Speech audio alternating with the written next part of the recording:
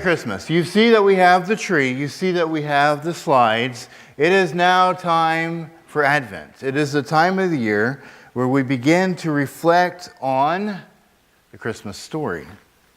But in the story, it's not just about a baby being born. It's not just about the manger or the shepherds.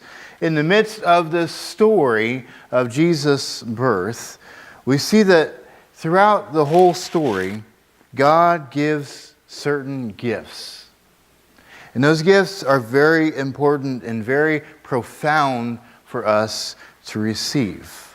It is very quick to overlook as we think about the birth of Jesus, but within this story are great presents that will be excellent for us to unbox and investigate what is inside. Now, we all love to get good gifts. I asked on Facebook for my friends there to give me a list of some good presents that you have received or some bad presents that you have received, just as a kind of a fun thing to do. Now, we all love the good gifts of Christmas. We like the family time. We like the good food. We like the decorated tree and the kids running around and making a mess of things. Those are good things to receive on Christmas. Some people, their Christmas gift that they're happy for is to be healed from cancer. Or one person many years ago received the gift of an engagement ring. And she and her husband have married for a long time and have enjoyed that gift for a while. Now, some people receive bad gifts. You know, like underwear and socks, the things that when you open it, you're like, oh, dang it. I had a friend who received towels. Woohoo! They had a box sitting under the tree for a couple weeks or a couple months as like the grandparents send it in. They open it up and it's a box of towels. Come on, Grandma. One friend received toilet paper. Now that is a very practical, useful gift. I might not be so upset. Now I don't want you guys to get me toilet paper, okay? Don't get any ideas. But I had one friend who sadly, she received dirty clothes because her parents didn't have enough money to buy presents for the extended family. So some of the adults wanted to punish the kids, and instead of giving them good gifts, they gave them like dirty clothes, dirty undershirts and things like that. So that's kind of bad, kind of sad. So we hate receiving bad gifts, but we love receiving the good gifts. So we're going to examine the Christmas story this time of year and see what sort of presents God has for us under this tree. The first present that we are going to open up and investigate is the gift of hope. When you look at the world around us, the world needs hope. It is desperate for hope. We had this great election cycle where people were clinging for the candidate that they thought gave them the most hope. People even on Black Friday are trying to find hope in all sorts of material possessions. So they fight over towels and TVs and toys, trying to give hope to their children and their loved ones on Christmas morning. But this last week, I ran across this really crazy story. I know I have brought it up before, but it is even crazier than it was before. Our world is very materialistic. That isn't just that we love stuff. It means that a lot of people in our society believe that there is nothing beyond the physical, that the physical is all there is to it, that there is no hope for life after death. There's no hope for anything beyond just the things that we can examine and study and perceive through science. And so that breeds a lot of hopelessness. Well, there's nothing after this life. What is this? What does it matter? What is this life about? And I know I've mentioned this before, but people are starting to give more and more credit to this idea, trying to find hope beyond the physical by saying that we are living in a computer simulation. That we are just a product of some great simulation like in The Matrix, the movie from the 90s. And this started off kind of as a semi-serious idea, but in the last months it has gained more and more momentum. at people thinking this is a very real possibility, because they are trying to find hope of something beyond what we can experience and what we can measure in this world. That maybe there is something bigger. Maybe there is a matrix out there that we have to bust out of. So they're trying to find hope in really weird and outlandish theories. But God has already given us hope. There is already hope that He has fully revealed to us. We just have to open the gift and see what it is inside. It is already there. It is plain to see. So let's open up this gift. We're going to be looking in Luke chapter 1 today. We're going to begin looking at the circumstances surrounding the birth of Jesus. But we're not going to talk about Him that much today. Instead, we're going to talk about some family members of His. We're going to begin by looking at verse 5. It says, "In the days of Herod, king of Judea, there was a priest named Zechariah of the division of Abijah, and he had a wife from the daughters of Aaron, and her name was Elizabeth.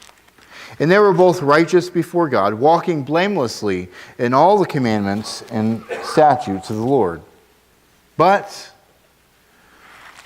they had no child, because Elizabeth was barren, and both were advanced in years." Now, we don't know a whole lot about Elizabeth and Zechariah.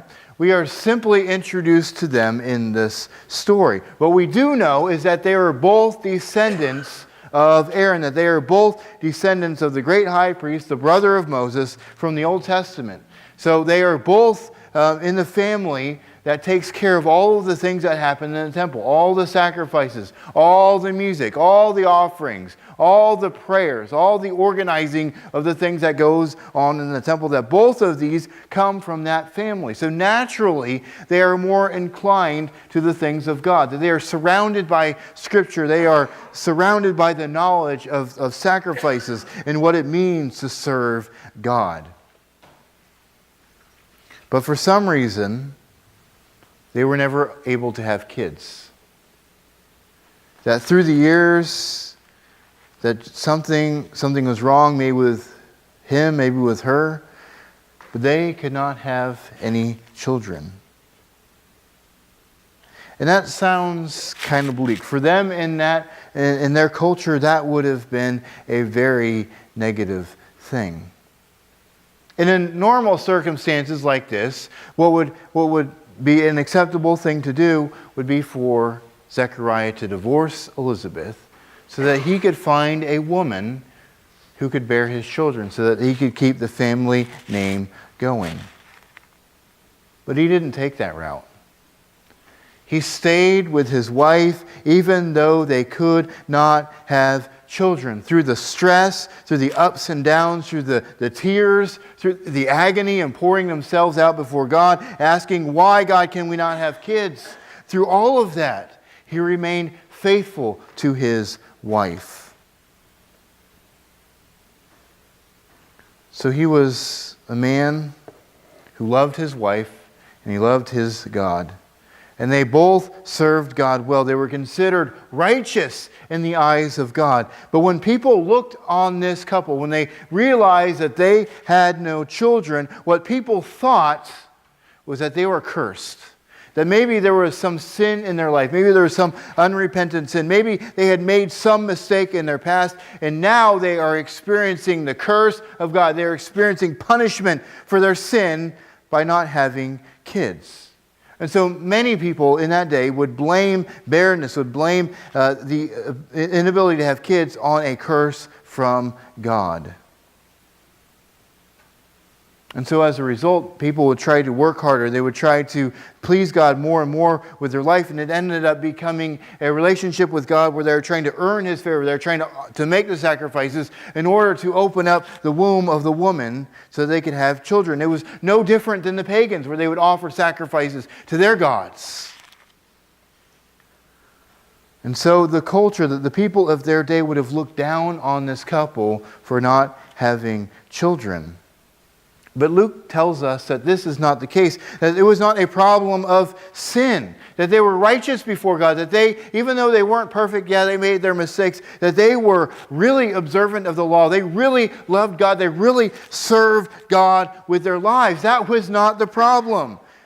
There was no blame to be passed along. There was no hidden sin to repent of. They were just living the consequences of living in a world marred by sin.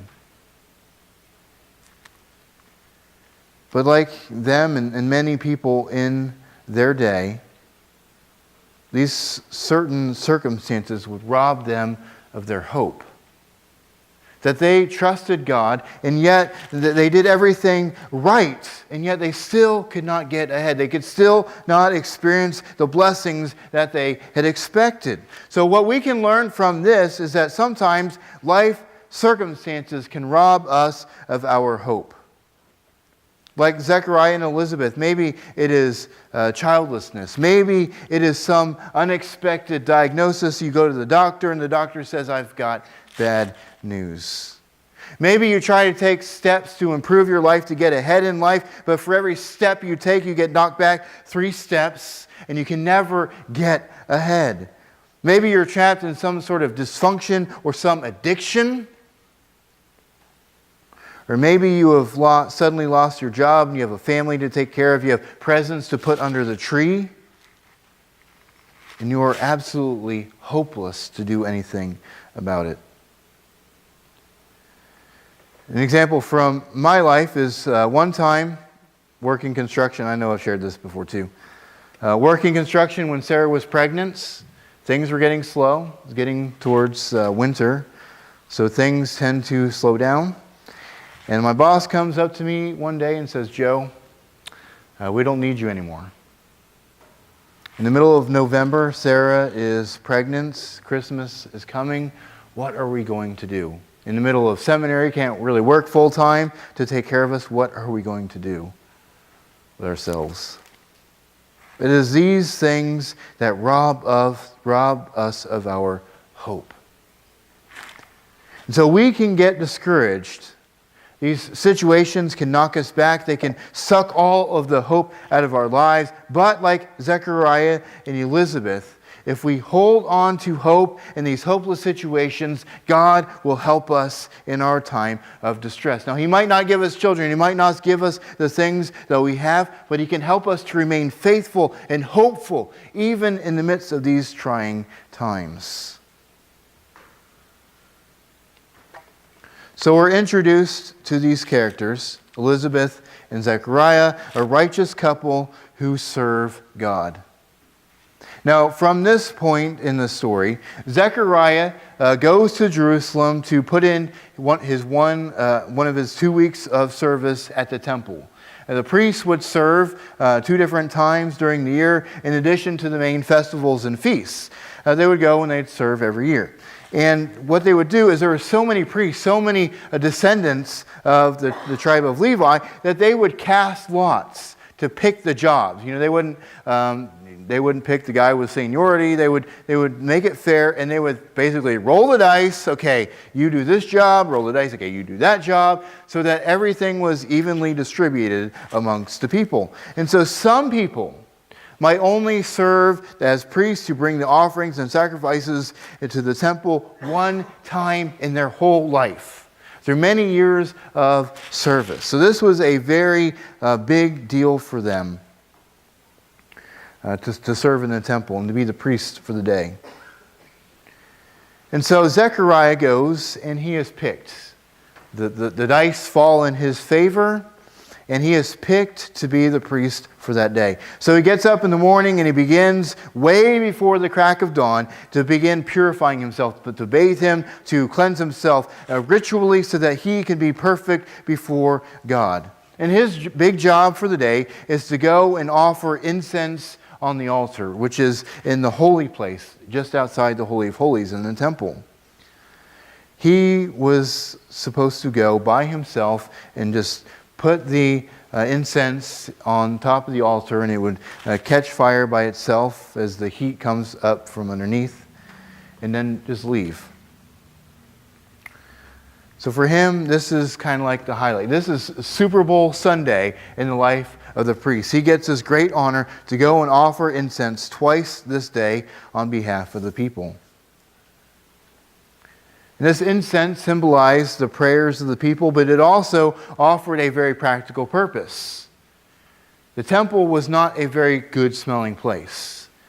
The animals were killed. They were, blood spilled out. They had to be gutted. Any of you who have ever gutted an animal knows that that is not a very well-smelling job. And then you have the burnt offerings.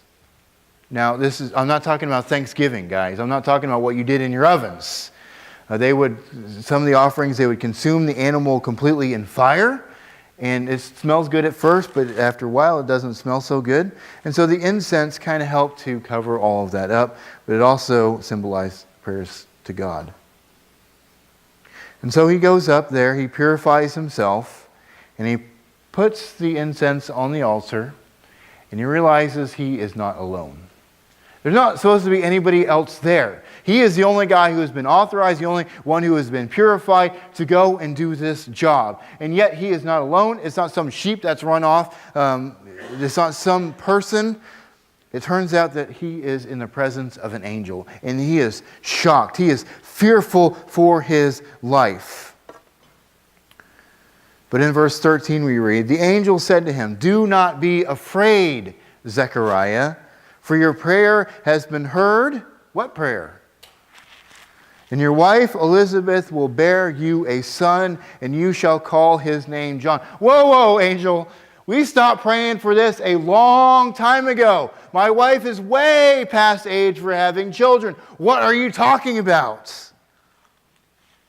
He goes on, "And you will have joy and gladness, and many will rejoice at his birth, for he will be great before the Lord. And he must not drink wine or strong drink, and he will be filled with the Holy Spirit, even from his mother's womb." So even though they're way past the age for having children, God is going to do a miracle for them. Now, this should not have been a surprise. He knows the Old Testament. He should have thought in his brain, this kind of sounds familiar. Oh, where is it? There's this guy, what was his name? Abram. Yes, Abram. And he had his wife, and she couldn't have kids either. Well, God did it when they were old. Maybe he could do it here. Now, that didn't even enter his mind. He questioned what the angel had to say for him. But this is an awesome promise. This is a great miracle. This is a great provision of God. He has answered their prayers even after they had stopped praying this prayer many years ago.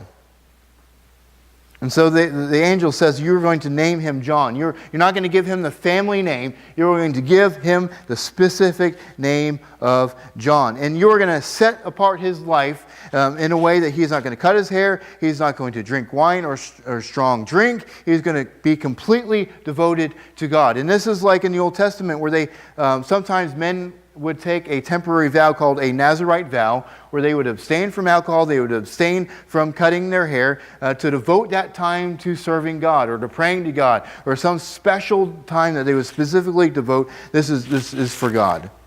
But the angel says this is going to be John's entire life. That his whole life, from the day he is born, is going to be to serve God and God alone. And he's going to have a very special purpose. He's going to do great things for God. He goes on to say, and he will turn many of the children of Israel to the Lord their God. And he will go before him in the spirit and power of Elijah, to turn the hearts of the fathers to the children, and the disobedient to the wisdom of the just, to make ready for the Lord a people prepared. So John's special purpose is that he is going to make way. He is going to prepare the people of God for the coming of the Lord. That he is going to fulfill what he promised long ago in the Old Testament by sending Elijah in the person of John to go and make the people ready for God. He's going to bring them back to repentance. He's going to reconcile family relationships so that people can have their hearts turn towards God. And he is fulfilling what was written about in the prophet Malachi, a book written 400 years before all of this happens. So they are given hope in the midst of the situation, even in their old age, hope that they're going to have a child. But it's not just that they're going to have a child, but it is what the child is going to do. Now, I know that God does not always give us hope by improving our earthly situations. He does not always improve our station in life. So God does not always relieve our earthly problems, but He always keeps His promises. Always. We've all prayed for our problems to go away. We've all prayed for money when we're poor. We've prayed for healing when we're sick. We've prayed for death to stop knocking at our door or the door of our loved one. But sometimes we are delivered. Sometimes God answers that prayer when our will is aligned with His, and He does a great work and great miracle in our life. But sometimes He doesn't. Sometimes our will does not align with His, and He does not answer in the way that we expect. Now, in this case, He did answer their prayer. But sometimes He doesn't. But what God does is every single time He will fulfill His promise. When you look at all of the things that He talks about here, as he references promises in Malachi, he references promises in Isaiah, that He is showing that God is fulfilling His promises that He made 400, 500, 700 years in the past. If God could look to the future and He says, I will accomplish this, and if God can then, many hundreds of years later, go ahead and do that promise, God can keep His promises to you and to me. That there is hope. And when God says, I will help you in this way, when God says, I will give you hope in this situation, He is going to fulfill that promise. So when life seems hopeless, when you are before God on your knees and you're pouring out and things just seem absolutely bleak and hopeless, remind yourself of God's promises. And not only His promises, but remind yourself that God will fulfill those promises.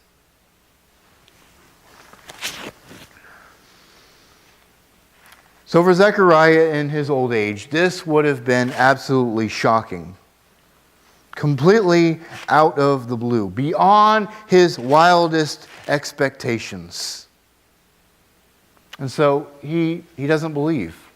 He doesn't believe what the angel tells him about he and his wife being able to have children. And so the angel says, because you did not believe, you're not going to be able to talk until the child is born. You're going to be struck mute. So in the meantime, he's taking a long time. This is a simple, quick thing. You go up the stairs, you go into the holy place, you put the incense, you turn away, and you walk out. It is a very quick thing. You walk in and you walk out. But he is taking a very long time, and people are beginning to worry. Where is Zechariah? What has happened to him? Maybe he was sinful and God struck him dead. And so they begin to get the search party together. They get some guys, they purify him, they tie ropes around their waist, and they get the stretcher, and they're ready to go drag his body out. And he comes out. But he can't talk. Imagine trying to tell the people what happens. Now he's trying to make signals and gestures to indicate what happened, and they get that because he took for a long time and he's so freaked out and he can't talk that he saw a vision from God. But imagine trying to do charades that you just saw an angel, okay? Let's try this.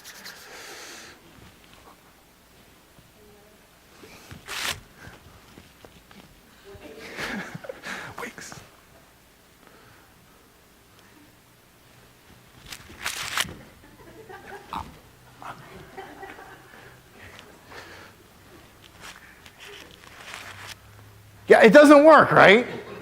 I'm just making an idiot of myself. You can't do it, okay? It's too long of a story to try to tell. Okay, woman, pregnant, whatever. So, yeah, it wasn't supposed to work. And I'm bad at charades, so if we ever play charades, don't pick me, okay? I'm not going to be on your team. But, he's trying to give motions. He's trying to signal to them everything that has happened. And obviously, he cannot properly communicate, but they gather that he had seen a vision from God.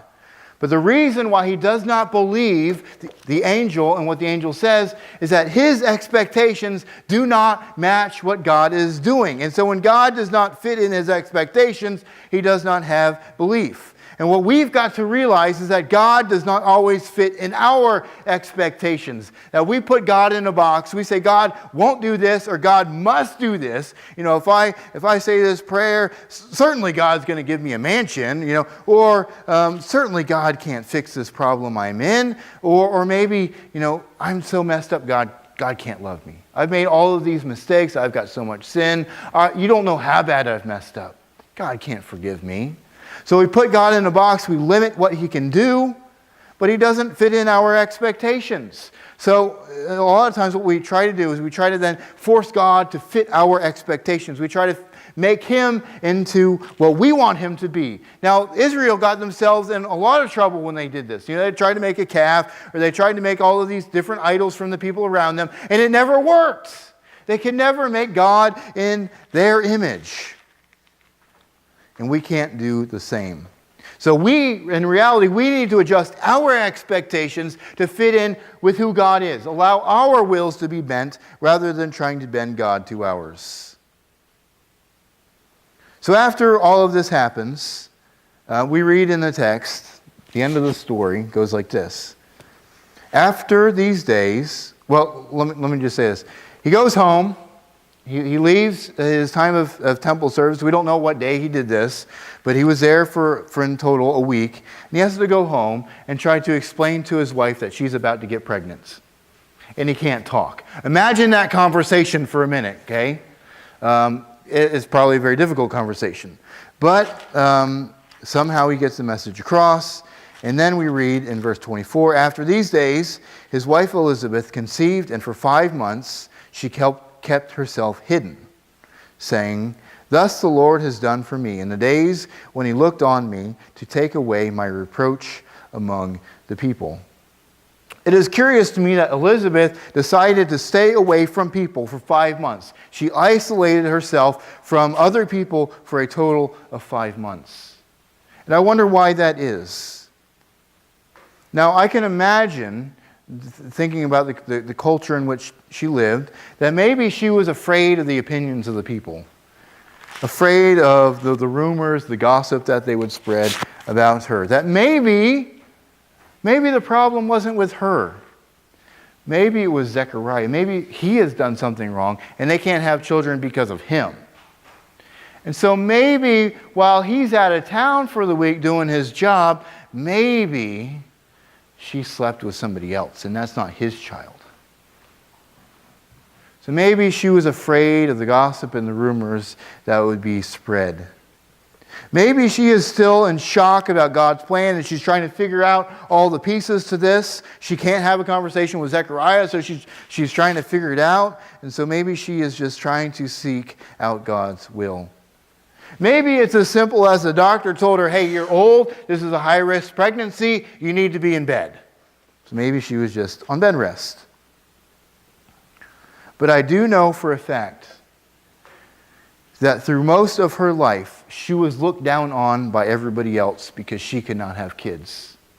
They talked about her, they gossiped about her, they wondered what sin that she had accomplished that would make her not have children.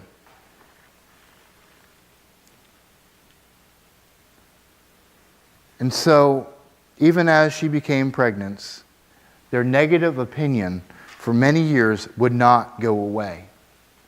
That it would take a while for people to stop looking down on her and accept her for who she is. That blemish, that disgrace would not easily be removed from the eyes of the people.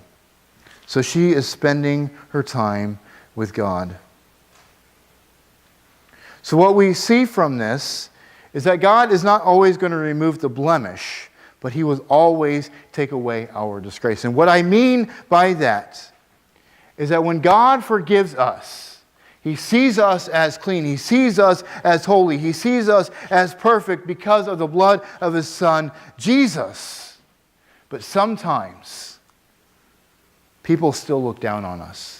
They remember our failures and mistakes, and they still hold us to those mistakes. Sometimes, however, we have messed up so bad that there are earthly consequences that will follow us all the days of our life. Say, for example, you maybe as a teenager or a young person, you were an alcoholic and that messed up your liver. That is going to be with you for the rest of your life. So sometimes there are going to be things that we have to deal with. Or maybe God doesn't fix our ailments. Or like the Apostle Paul, we had a thorn in the side, that he had to deal with that his whole life. But God will always take away our disgrace. Now, that doesn't mean that the world is not going to still look down on us, but God does not look down on us when we are forgiven. That he looks at us and he sees love and he sees grace, he sees forgiveness, he sees his Son. So we see here in Elizabeth, in her life, God had taken away her shame. He had taken away her guilt. He had taken away her low self-esteem that, oh, what have I done? That he has lifted her up and made her special.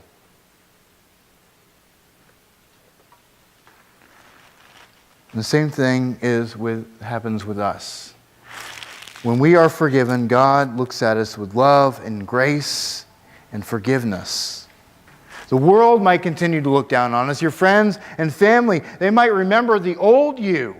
But God knows who you are in Jesus. The guilt and the shame are gone.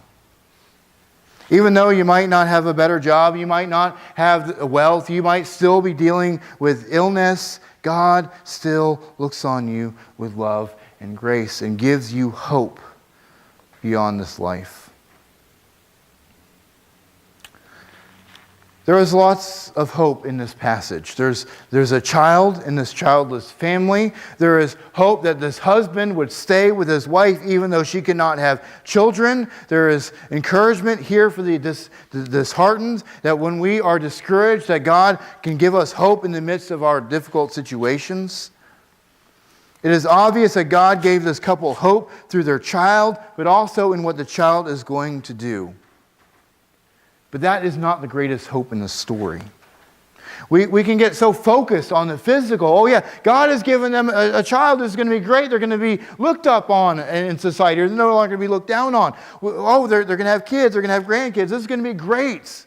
Those are great physical things, but there is something even greater in this story.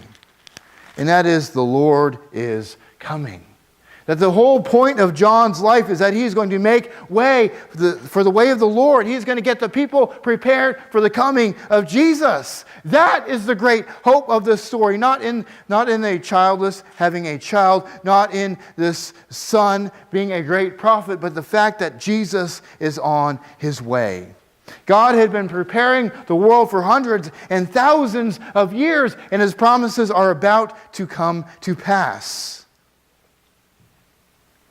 So we've got to recognize that hope is not found in worldly blessings. It is found in Jesus. When you look at the book of Ecclesiastes, Solomon spent his whole life chasing after women, after wealth, after wisdom. He's tried everything in his life.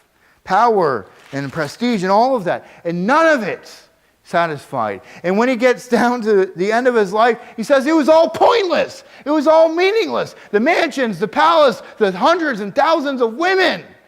Pointless. Absolutely meaningless.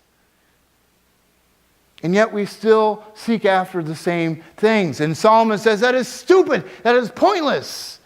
We keep trying it. We keep going back to it. But none of it satisfied. In the end, it is all pointless. But what is not pointless, what really gives us hope, is seeking after God. Is finding Him, finding our hope and our security in who God is, not in earthly things.